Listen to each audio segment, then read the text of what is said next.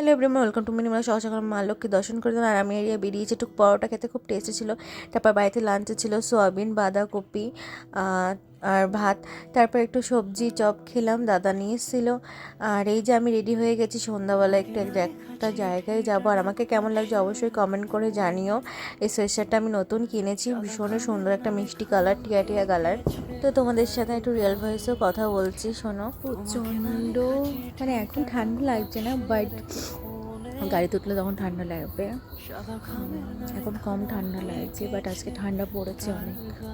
আমায় কেমন লাগছে অবশ্যই কমেন্ট করে জানিও। তো এই যে আমি সুন্দরভাবে বেরিয়ে গেলাম, আমার প্রচণ্ড ঠান্ডা লাগছে তো কানে পেঁচিয়ে নিয়েছি। আর আমি চলে এসেছি মা মনসায়। আমাদের এখানে একটা মিষ্টির দোকান, ভীষণ খুব সুন্দর। আর আমি ক্রিসপি চিলি বেবিকর্ন আর হচ্ছে ধোসা ফার্স্ট টাইম অর্ডার করেছিলাম। তো আমি ক্রিসপি চিলি বেবিকর্নটা খাচ্ছিলাম, তো বেশ সুন্দর ছিল। এই যে মা মনসা। তো আজকে ব্লগটা এইটুকু।